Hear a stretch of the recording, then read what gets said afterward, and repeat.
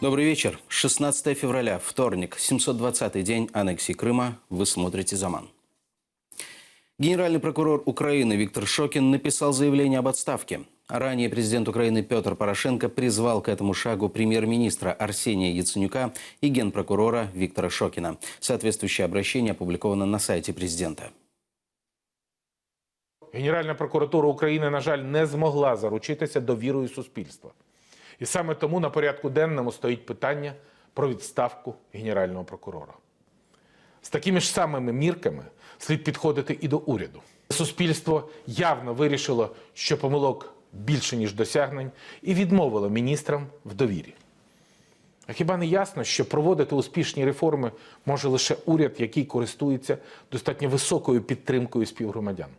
Тепер вже очевидним є запит на повне перезавантаження уряду. І поки що у прем'єр-міністра зберігається можливість обрати, в який спосіб краще дати простір для реалізації цього запиту. Питання відновлення довіри має бути вирішено в стінах цього парламенту. Довіра – це головний ресурс, який необхідно для того, щоб вирішувати проблеми того масштабу, які стоять перед нашою країною.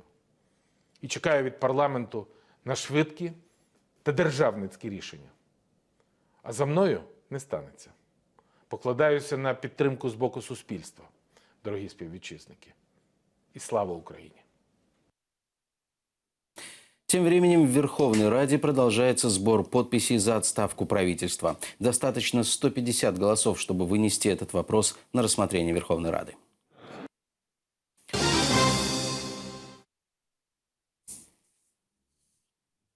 В Крыму пропал крымский татарин. 11 февраля, вероятно, в Симферополе исчез Марсель Аляутдинов. Жена и близкие просят сообщить любую информацию, которая поможет в поисках Марселя по телефону, который вы видите на экране.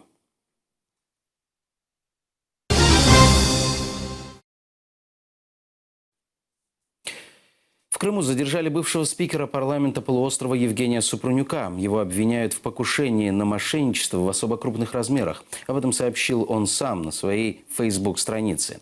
Написал обращение, в котором подчеркнул, что не согласен с обвинениями и приводит свои доказательства невиновности. Также Супрунюк отметил, что во время следствия уже неоднократно нарушались его права и вообще законы, по которым его обвиняют. Он кандидат юридических наук, не может даже подать кассационную жалобу в суд, потому что нет полного текста постановления суда по его задержанию. С 1995 по 1996 год Евгений Супрунюк был председателем Верховного Совета Крыма. Сейчас он председатель региональной белорусской национально-культурной автономии.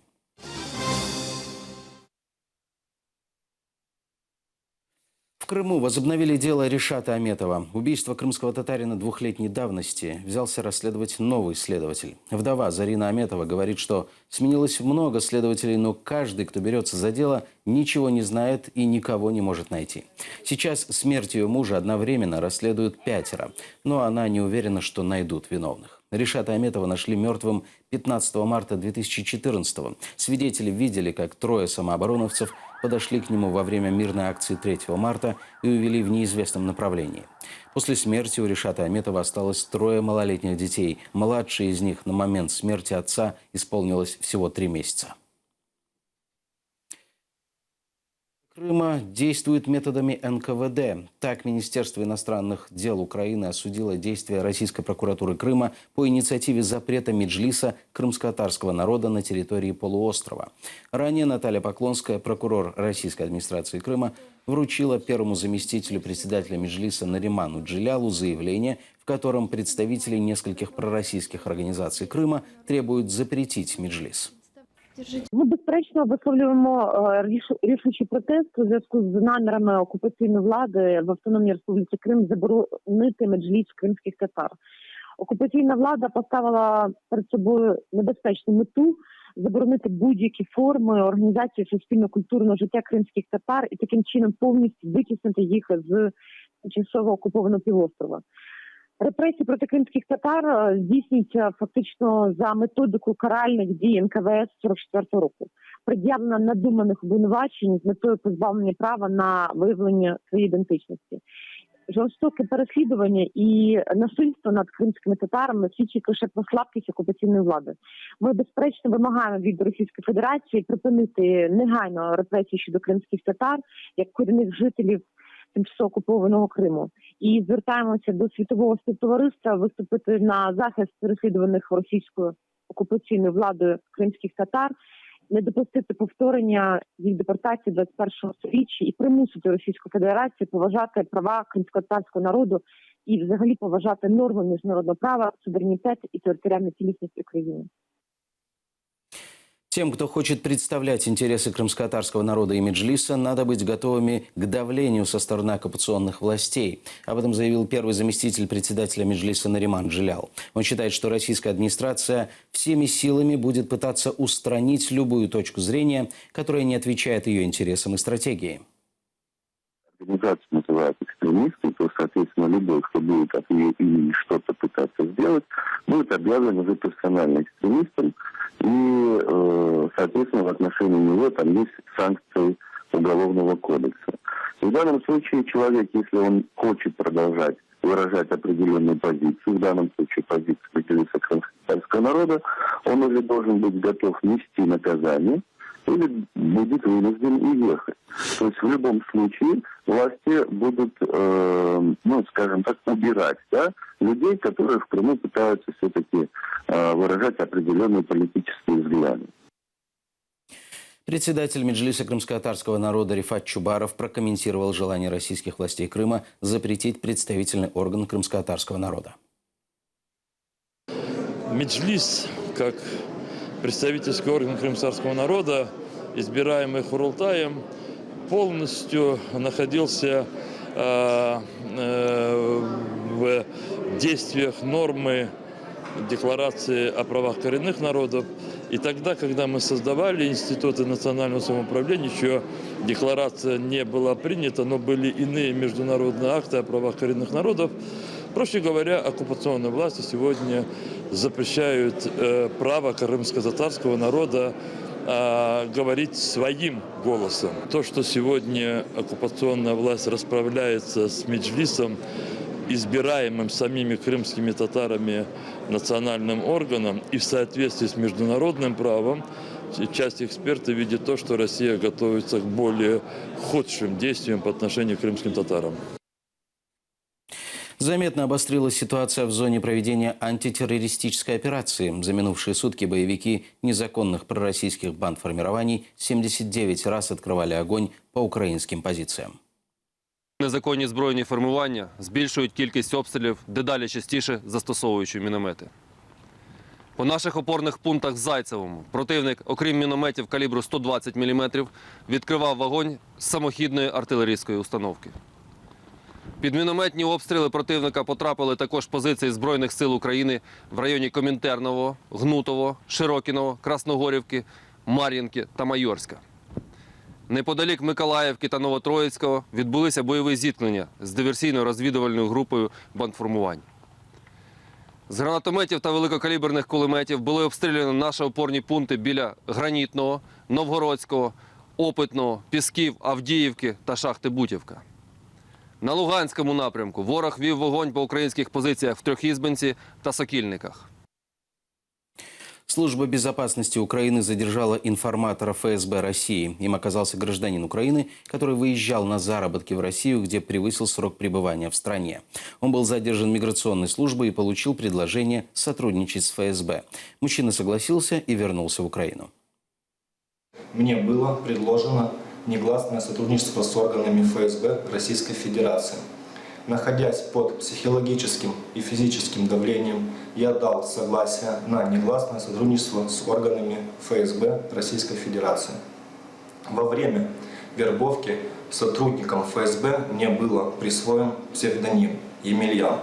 По указанию сотрудника Федеральной службы безопасности Российской Федерации связь со мной в дальнейшем он будет осуществлять через социальную сеть интернет, а именно на мой электронный адрес. Должно поступить сообщение с содержанием Салам алейкум, Емельян, получил задание относительно сбора информации о воинских формированиях Украины. Кроме этого, необходимо было собирать информацию и установочные данные об участниках АТО, а также членах организации «Правый сектор». Российским грузовикам нельзя в Украину. Уже 5-й день продолжается блокада фур. Активисты своих блокпостов не оставляют. Последние подробности из Закарпатья и Львовщины от наших журналистов. Это блокпост в селе Солонка. Обустроили его на выезде со Львова. Активисты дежурят здесь уже 4-й день. Останавливают грузовики только с российскими номерами. Украинские пропускают беспрепятственно. На блокаду львовяне приходят целыми семьями, стоят круглосуточно. Пока мужчины на блокпостах, женщины готовят еду. Я є тут з чоловіком і з сином старшим. Активисты отчитываются. Сегодня за целый день на Львовщину не заехала ни одна российская фура. Вчера выдворили за пределы области около 30. І наш командир батальйону, він зараз підійде, він зірвав георгіївські ленточки з них. Пока активисты расходиться не собираются, даже после решения Кабмина, который временно запретил движение российских грузовиков. Говорят, у них есть информация, что украинские водители могут помогать россиянам на границах перезагружать товар в свои фуры. Для предотвращения махинаций нужно проверять товар, который перевозят грузовики с украинскими номерами, говорят активисты. Сейчас ведут переговоры с правоохранителями. Ми діємо, власне, по максимуму правовому полі, бо тому що нас і так дискредитують кожного дня. Відповідно, я запропонував керівництву обласної поліції, щоб вони нам надали пост, щоб уповноважені особи могли перевіряти. Поки що того немає, стоять правоохоронці, але вони поки не беруть участі в власній блокаді. А это уже Закарпатье, село Нижние Ворота. До блокады здесь ежедневно проезжало около сотни фур с российскими номерами, которые направлялись в Венгрию и Словакию. Теперь едет Львов. Закарпатцы, как и львовяне, тоже блокпосты не снимают. Будут стоять до тех пор, пока полностью не запретят проезд российского транспорта. Так, ми стоїмо 5-й день, вже другу добу немає російських фур. Це побратими, напевно, що в стрію не пропускають. Ну, але це не для нас не повод розходитися по домам. Ми будемо стояти, не можу прогнозувати, наскільки довго ми ще тут залишимося, але ми будемо. Поки на українських дорогах не буде замічено фур з номерами ворога, тобто Російської Федерації. Блокпосты не снимают по всей Украине. Правоохранители участие в блокаде пока не берут, но и активистам не препятствуют. Наталья Калинка, Ислам Пинка, Заман, АТР. Сегодня в ответ на украинскую блокаду Россия запретила транзит украинским фурам по своей территории. Об этом сообщил Интерфакс со ссылкой на Минтранс России. По информации Интерфакса, на территории России остановили 324 украинских фуры. Между тем продолжается бессрочная акция на международной трассе Украина-Беларусь. Активистов не устраивает вчерашнее решение Кабмина. Что сейчас происходит на пропускном пункте, узнавали наши корреспонденты. На пропускном пункте в Иступовиче со стороны Украины нет ни одной российской фуры. Мимец с турецкими номерами возвращается из Минска в Турцию, возил мандарины. Турок поддерживает украинскую акцию. Дорогу проехал без проблем. Украину поддерживаю. Россия вначале воюет с Украиной, а потом с Сирией. А страдают простые люди. В буферной зоне до сих пор находятся грузовики с триколорными номерами. Дорога для российских фур в Украину закрыта на замок. Теперь они возвращаются обратно. И здесь, на буферной зоне, образовалась целая колонна. Водитель Геннадий уже сутки в нейтральной зоне. 3 дня пытался выехать в Италию. За 20 лет препятствий не было. И он свободно ездил через Украину. Я уже 20 лет по Украине езжу. Другой дороги не знаю. А тут вы видите, возврат. Что, как, никогда таких ситуаций не было. По данным украинской таможни, с начала блокады 270 российских фур пересекли границу. Это грузовики, которые не смогли выехать из Украины в Европу или уже пустые возвращались домой. Ни одна фура не преодолела рубеж в европейском направлении. Переміщення транспортних засобів, вантажних транспортних засобів Російської Федерації на даний час не проводиться.